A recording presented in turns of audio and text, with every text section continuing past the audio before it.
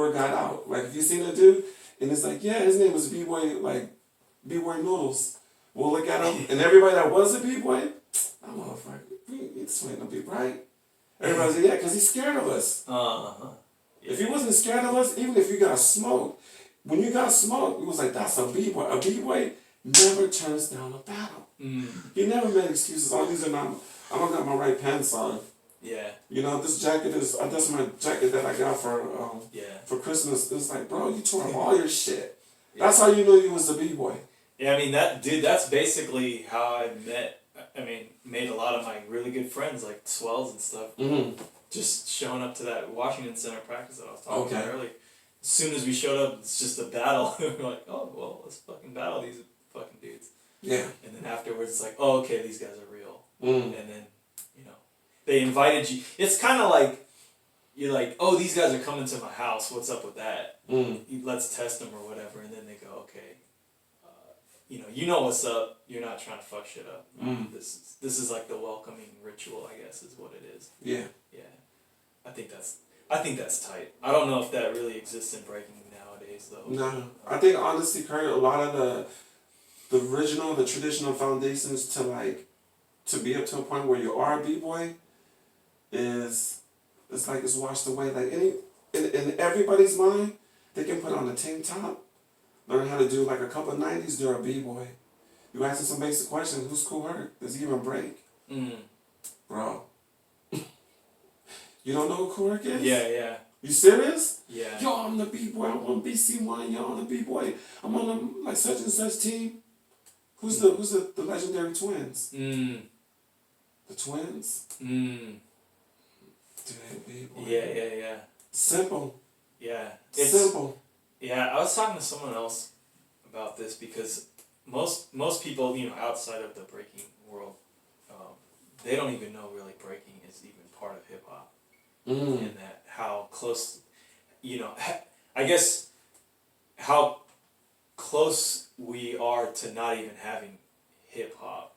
Because essentially, if Cool Herc had never been like, I want to see these guys get down, let's freaking play that song again. Let's play that little break again. And then these guys start getting down on the ground. The break is invented at that point, right?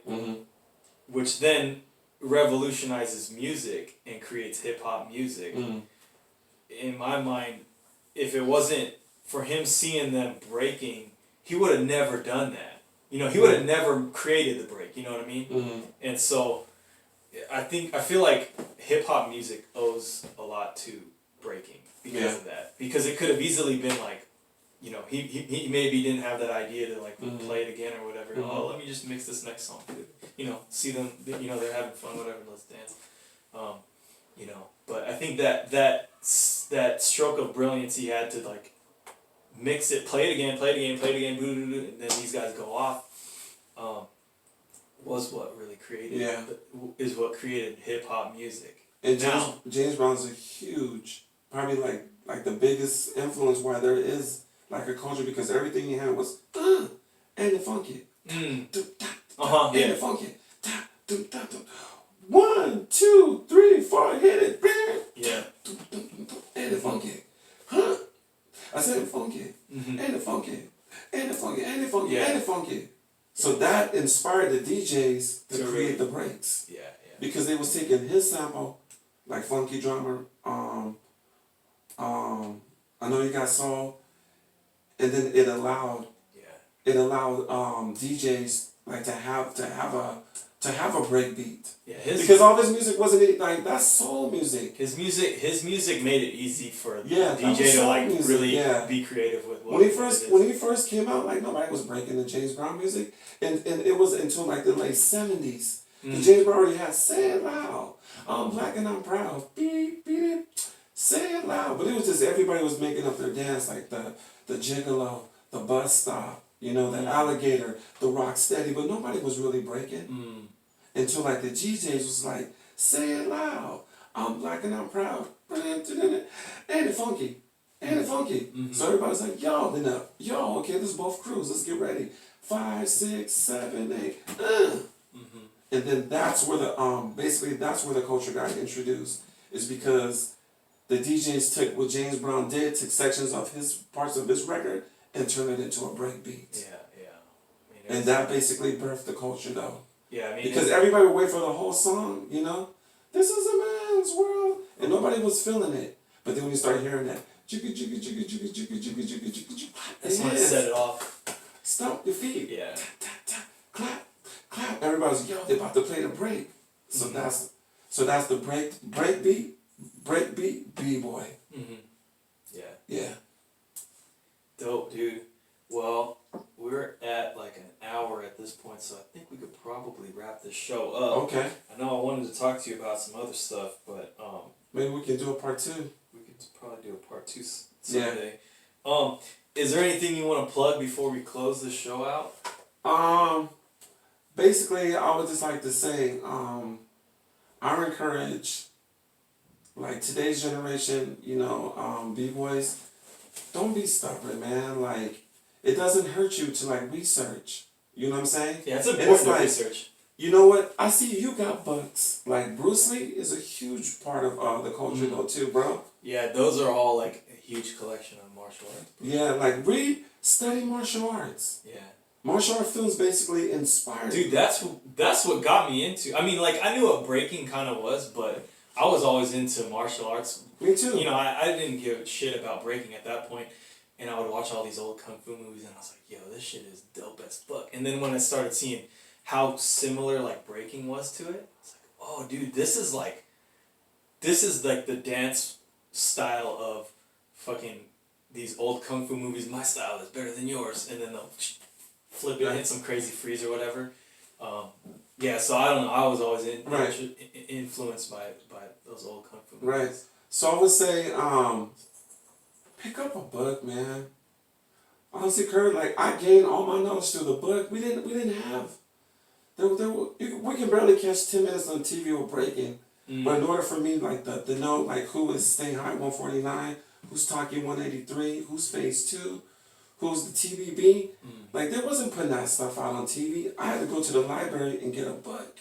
And I would read about these stories for hours. That's how I know so much about, like, the East. That's how I know so much about going off. I've never been to the Bronx. Mm-hmm. But I know all the Bronx history. It's because I was reading. You probably talked to a lot of those people. Right. But before I was even talking to those guys, I was reading books.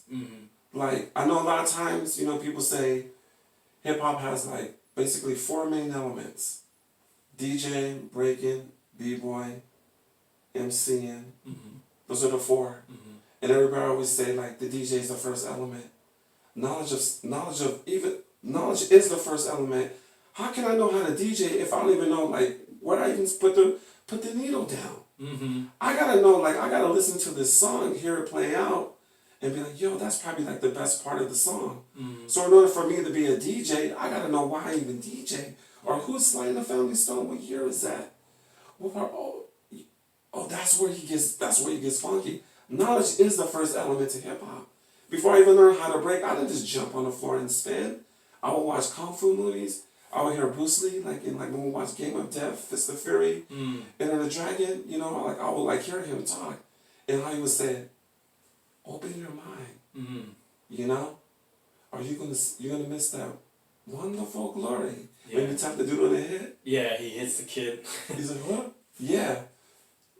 Knowledge though, bro. Like knowledge, the more words you know, like your mind it'll start expanding. So by the time I got to like a certain age, I had so much information. I knew that I was a B. I knew I was a well-rounded B-boy, not only because I seen it coming from the streets, but I was learning from like listening to like Bruce Lee, going to the library, like reading books on just Malcolm X, like seeing like the pyramids, like learning about King Tut, learning about China. Like it inspired my mind to get excited. So when I would see somebody like break, I was like, oh yeah, Jackie Chan did that. The snake. Yeah. I ain't know how you put your hand up. It's like I knew what it was. Yeah. You know, because I would see him do that, and my father was already into martial art. My father took Shotokan. And I was put into Shotokan. Yeah, and then we did Kempo. Yeah, so I learned Shotokan and then I learned Kempo before I even knew how to break. Yeah. My first belt was white, then I went to yellow. Mm-hmm. Yeah. They told me how to do katas. Uh-huh. So that's what I'm saying. Like, I was already disciplined Yeah. before I even got to breaking. So by the time I got to breaking, I already knew what the snake style was. Mm-hmm. I already knew what sweeps were. Yeah. Because, like, you know, because the katas and, like, how to do forearms. Yeah, it's in a way a dance, sort of. Yeah. And then on top of that, my mother and father were dancers. Oh. My mother and father, urban story was, my uncle told me, my mother met my father at a dance. Oh, okay. There was already dancers. My mother was the best, she was the best dancer out of high school. Yeah. So naturally, when I'm in their stomach, like they said, babies kick and move. Yeah. When they hear music or if you talk to the baby can move, I was already doing doing my thing though, bro. Yeah.